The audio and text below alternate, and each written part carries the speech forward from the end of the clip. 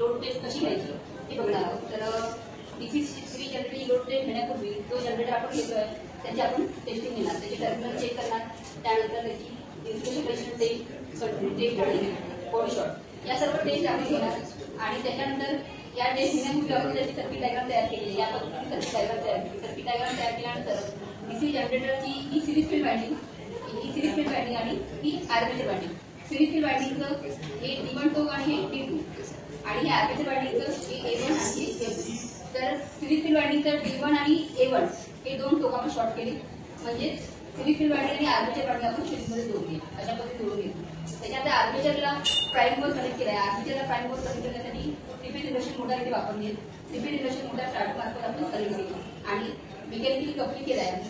Repeat induction motor आणि DC series जनरेटरचा आर्मेचरचा shaft या दोघांना मेकॅनिकली कपलिंग केली. त्यानंतर जी याचं सिरीज कॉम्बिनेशन केलेलं आहे, सिरीज फील्ड वाइंडिंग आणि आर्मेचर वाइंडिंगचं सिरीज कॉम्बिनेशन केल्यानंतर आपल्याला सिरीज फील्ड वाइंडिंगचं D1 आणि आर्मेचर वाइंडिंगचं D2 असे दोन टर्मिनल मिळाले. ते दोन टर्मिनलला आपण ही लाईट स्विच इथे लावलेली आहे. लाईट स्विच नंतर आपण ते सिरीजमध्ये अॅमीटर लावलं आणि पॅरमध्ये एक व्होल्टमीटर लावलेलं आहे. त्याच्यानंतर हे दोन टर्मिनल मिळाल्यानंतर या व्होल्टमीटरला पॅरमध्ये लावलेलं आहे आणि त्याच्यानंतर या व्होल्टमीटरमधून दोन वायर काढले आहेत, तिथे आपण हे लॅम्प लोड बोललेलं आहे. हे लॅम्प लोड इथे लावलेलं आहे. तर लॅम्प लोड, व्होल्टमीटर आणि अॅमीटर हे सर्किटमध्ये जोडत असताना याचं सिलेक्शन करायचं तुम्हाला. आधी सिलेक्शन कसं करणार, तर जो तुम्ही जनरेटर घेतलेला आहे, प्रॅक्टिकलला जो जनरेटर घेतो आपण, तो जनरेटर त्याचा लोड करंट किती आहे त्याच्यावर डिपेंड असेल की अॅमीटरची रेंज, त्याच्यावर डिपेंड अॅमीटरची रेंज, त्या रेंज तुम्हाला अॅमीटर आपल्याला घ्यायचं आहे. त्यानंतर जो जनरेटर आहे त्याचं व्होल्टेज किती जनरेट करणार आहे त्याच्यावर डिपेंड असेल हा व्होल्टमीटर, त्या रेंजचा आपण व्होल्टमीटर घेतला अशा पद्धतीने. तर अशा पद्धतीने अॅमीटर आणि व्होल्टमीटर हे दोन्ही आपण सर्किटमध्ये जोडले. तर हा जो अॅमीटर आहे, हा अॅमीटर आपल्याला जे लोड लावतो आपण सिरीज जनरेटरवर जे लोड लावणार, तो लोड लावलेला लोड करंट किती राहणार आहे तो आपल्याला सांगणार आहे. त्याच्यानंतर हा जो व्होल्टमीटर इथे लावलेला आहे, तर लॅम्प लोडच्या अॅक्रॉस जो व्होल्टमीटर लावलेला आहे, हा व्होल्टेज आपल्याला दाखवणार की लोडचा टर्मिनल व्होल्टेज किती आहे, तो आपल्याला हा व्होल्टेज दाखवतो. अशा पद्धतीने आपण कनेक्शन केल्यानंतर आपल्याला प्राइम वर स्टार्ट करायचं आहे. प्राइम वर स्टार्ट केल्यानंतर, प्राइम वर चालू केल्यानंतर आर्मेचरला मेकॅनिकल पॉवर मिळेल आणि आर्मेचर फिरायला लागेल. आर्मेचर फिरल्यानंतर ही स्विच आपण क्लोज करू, ही स्विच आपण क्लोज करतो. अशा पद्धतीने क्लोज करू. क्लोज केल्यानंतर सर्किट कम्प्लीट होईल, परंतु कुठले एक लॅम्प लावलेले नाही, त्यामुळे या अॅमीटरमधून कुठलाही करंट जाणार नाही. परंतु म्हणजे लॅम्प ओपन आहे, लॅम्प ओपन असल्यामुळे अॅमीटरमधून करंट दाखवणार नाही, अॅमीटर आपल्याला करंट दाखवणार. परंतु व्होल्टमीटर काहीतरी व्होल्टेज दाखवेल आणि ते व्होल्टेज असेल, ते जे काही व्होल्टेज असेल ते व्होल्टेज फील्ड वाइंडिंगमध्ये जे रेसिड्युअल मॅग्नेटिझममुळे जे व्होल्टेज निर्माण होणार आहे, रेसिड्युअल मॅग्नेटिझममुळे ज्या काही चुंबकीय लाईन्स आहेत त्या आर्मेचरकडनं कटिंग होतील आणि कटिंग झाल्यामुळे जे व्होल्टेज डेव्हलप होईल ते व्होल्टमीटर आपल्याला आणि तेच असेल रेसिड्युअल मॅग्नेटिझममुळे निर्माण होणारे व्होल्टेज. आणि त्यानंतर मग आपण काय करणार, त्यानंतर आपण आता एक लॅम्प लावणार. एक लॅम्प लावल्यानंतर काय होणार की याचं सर्किट कम्प्लीट होईल. सर्किट कम्प्लीट झाल्यामुळे फील्ड वाइंडिंगमधून करंट व्हायला लागेल.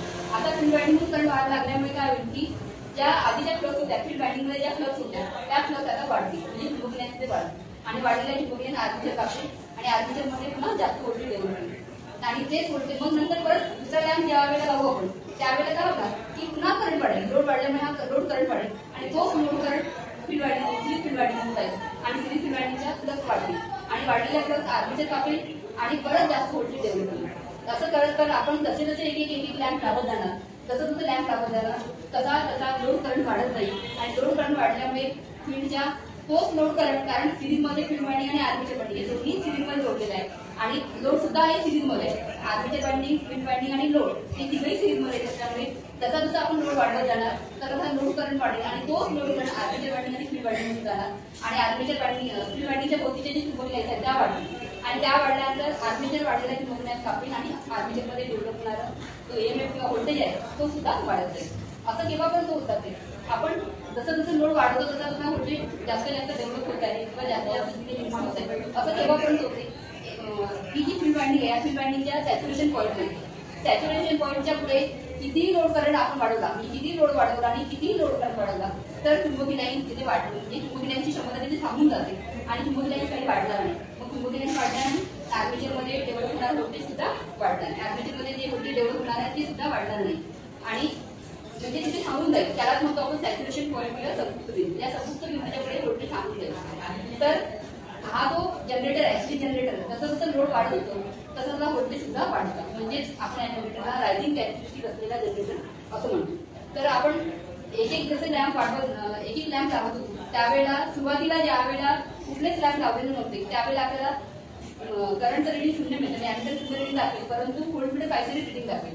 म्हणजे लोड करंट त्यावेळेला 0 असणार आणि व्होल्टेज काहीतरी तुम्हाला दाखवेल जवळपास 13 व्होल्ट वगैरे 13 व्होल्ट वगैरे. नंतर जसा तुम्ही एक लाईट ऑन केला तर तुमचा काही तुम्हाला हा एम्पियर काहीतरी करंट दाखवेल.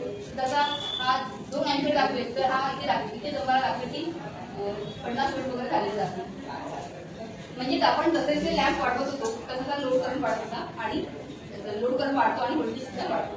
तर याच्यामध्ये आपल्याला जो ग्राफ काढायचा आहे तो ग्राफ आपण लोड करंट आणि टर्मिनल व्होल्टेज याच्यामध्ये ग्राफ काढतो. तर ग्राफ काढताना जो सुरुवातीला इथे तुम्हाला एक्स ऍक्सिसवर लोड करंट घ्यायचा आहे आणि वाय ऍक्सिसवर आपण घेतो टर्मिनल व्होल्टेज. तर एक्स ऍक्सिसवर लोड करंट घेतात त्यावेळेला बघा की त्यावेळेला त्यालाच आपण म्हणतो म्हणजे जसं व्होल्टेज 0 असताना आपल्याला 13 व्होल्ट मिळाले तर हेच असेल हे रेसिड्युअल मॅग्नेटिझममुळे निर्माण झालेलं म्हणजे करंट 0 असेल आणि तर त्यावेळेला तुम्हाला व्होल्टेज मिळेल. अशा पद्धतीने आपण लोड करंट आणि टर्मिनल व्होल्टेज याच्यामध्ये ग्राफ काढतो. आता हेच प्रॅक्टिकली कसं DC series generating load test कशी घ्यायची ते आपण बघतोय. तर हा डीसी सिरीज जनरेटर आणि त्याला मेकॅनिकल पॉवर द्यायसाठी आपण प्राईमवर 3 इंडक्शन मोटर वापरलेली आहे आणि मेकॅनिकल इथे कपलिंग केलेलं आहे. डीसी सिरीज मोटारचा हा A1 आर्मेचरचा A1 टर्मिनल आणि हा A2 हा F1 आणि हा F2. तर आपण A1 आणि F1 शॉर्ट केलेलं आहे. असं करून आपण सिरीज फील्ड वायंडिंग आणि आर्मेचर वायंडिंग सिरीजमध्ये जोडली. त्यानंतर A2 आणि F2 हे 2 टर्मिनल आपण पुढल्या साईडला घेतलेले आहे त्याला लोड जोडायसाठी. अशा पद्धतीने आपण इकडे जोडणी केलेली आहे. तर सुरुवातीला आपण प्राईमवर चालू करूया. प्राईमवरचा स्टार्ट चालू करू.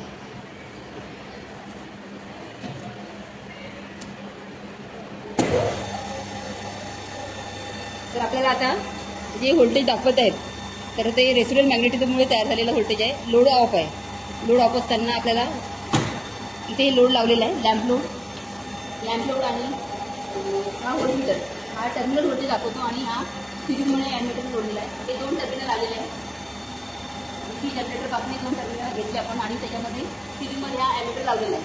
ॲडमिटरमुळे आपण मल्टीमीटर लावलेला आहे. त्याच्यानंतर हा सिरीजमध्ये जोडला आहे लोडच्या सिरीजमध्ये जोडलेला आहे आणि टर्मिनल व्होल्टेज मोजण्यासाठी आपण हा व्होल्टमीटर म्हणून मल्टीमीटर घेतलेला आहे. अशा पद्धतीने आपण तिथे हा डीसी जनरेटरतून आलेले 2 टर्मिनल त्याच्या सिरीजमध्ये हा ॲडमिटर लावलेला आहे आणि त्याच्यानंतर हे लोड लावलेलं आहे लॅम्प लोड आणि लॅम्प लोडचे अक्रॉस हे टर्मिनल व्होल्टेज मोजण्यासाठी आपण हा व्होल्टमीटर म्हणून मल्टीमीटर लावलेला आहे. तर मल्टीमीटर जो आहे तो आपल्याला आता जे लोड नसताना जे व्होल्टेज दाखवतो आहे तो आपल्याला रेसिड्युअल मॅग्नेटिझममुळे निर्माण झालेले व्होल्टेज दाखवतो आहे. तर आता आपण लोड चालू करणार. लोड चालू केल्याबरोबर बघा आता 0.14 एम्पियर आपल्याला करंट दाखवलेलं आहे. परत एक लोड 0.30 झालेलं आहे. ज्यावेळेला 0.14 होतं त्यावेळेला आपलं व्होल्टेज एम्पियर आणि टर्मिनल व्होल्टेज आहे 81 व्होल्ट. आपण लॅम्प म्हणजे लोड वाढवतो आणि करंटसुद्धा वाढतो आणि टर्मिनल व्होल्टेजसुद्धा वाढते. हा रायझिंग कॅरेक्टरिस्टिक असलेला जनरेटर असल्यामुळे जसं जसं लोड वाढवू तसा करंट वाढेल लोड करंट वाढेल आणि टर्मिनल व्होल्टेजसुद्धा वाढते. तर आता 2.43 एम्पियर करंट झालेला आहे आणि व्होल्टेज झालेलं आहे 100. डीसी सिरीज जनरेटरला आपण सिरीजमध्ये कनेक्ट केल्यानंतर त्याचे 2 टर्मिनल आपण आणले आहे. हा ब्ल्यू आणि येलो कलरचा वायर आहे. त्याच्यामध्ये आपण हा ॲमिटर जो आहे तो सिरीजमध्ये जोडला. ॲमिटर म्हणून आपण मल्टीमीटर घेतला तो सिरीजमध्ये जोडलेला आहे आणि टर्मिनल व्होल्टेज मोजण्यासाठी आपण लोडला हा जो सप्लाय आलेला आहे ब्ल्यू आणि येलो हा आपण लोडला दिलेला आहे आणि लोडच्या अक्रॉस हा व्होल्टमीटर जोडलेला आहे जो आपल्याला टर्मिनल व्होल्टेज दाखवलेला आहे. हा व्होल्टमीटर टर्मिनल व्होल्टेज दाखवेल आणि हा ॲमिटर लोडच्या सिरीजमध्ये जोडलेला आहे. तर हा ॲमिटर आपल्याला किती लोड करंट किती येते दाखवणार आणि हा व्होल्टमीटर जो आहे तो आपल्याला टर्मिनल व्होल्टेज किती येते दाखवणार. आता लोड ऑफ असताना लोड पूर्ण ऑफ आहे. लोड लॅम्प लोड जे लावलेला आहे पूर्णपणे ऑफ असताना आपल्याला करंट 0 दाखवतो आणि व्होल्टमीटर दाखवते 14 व्होल्ट. तर ते जे काही व्होल्टेज दाखवत आहे मल्टीमीटर म्हणजे तो व्होल्टमीटर तो आहे रेसिड्युअल मॅग्नेटिझममुळे निर्माण झालेलं व्होल्टेज. रेसिड्युअल मॅग्नेटिझममुळे जे काही इम्प्लिमेंट होत्या त्या आर्मेचरनी आपल्यामध्ये आपल्याला 14 व्होल्ट. आता आपण लॅम्प लोड चालू करू. आता लॅम्प लोड सुरू केल्यानंतर जो करंट आहे तो आहे 0.23 एम्पियर. 0.23 आणि व्होल्टेजसुद्धा आहे 23 व्होल्ट. परत सेकंड दुसरा लाईट चालू करतो. तर त्यावेळेला करंट झाला आहे 0.66 एम्पियर आणि व्होल्टेज झाला आहे 40 व्होल्ट. पुन्हा लोड चालू करू, वाढवू आपण लोड. तर करंट झालेला आहे 0.85 एम्पियर आणि व्होल्टेज टर्मिनल व्होल्टेज झालं आहे 47 आणि टर्मिनल व्होल्टेज झालं आहे 204 व्होल्ट. आता हा जो आपण जनरेटर घेतला होता तो 9 एम्पियर लोड करंट असल्यामुळे आपण 9.41 एम्पियरपर्यंत लोड वाढवलं. लोड आता याच्यापुढे लोड कितीही वाढवलं तरी लोड करंट वाढेल, परंतु व्होल्टेज थांबून जाईल. हा आहे याचा सॅच्युरेशन पॉईंट. लोड वाढतो आहे, लोड करंट वाढतो, पण व्होल्टेज इथे थांबलेला आहे. हा सॅच्युरेशन आहे. अशा पद्धतीने आपण जसं जसं टर्मिनल व्होल्टेज जसा जसा लोड वाढवत होतो तसा तसा लोड करंट वाढला आणि टर्मिनल व्होल्टेजसुद्धा वाढले. त्याच्यामुळे हा जो सिटी जनरेटर आहे रायझिंग कॅरेक्टरिस्टिक असलेला असल्यामुळे टर्मिनल व्होल्टेजसुद्धा काय होतं वाढत होतं. अशा पद्धतीने आपण DC जनरेटर लोड घेतली.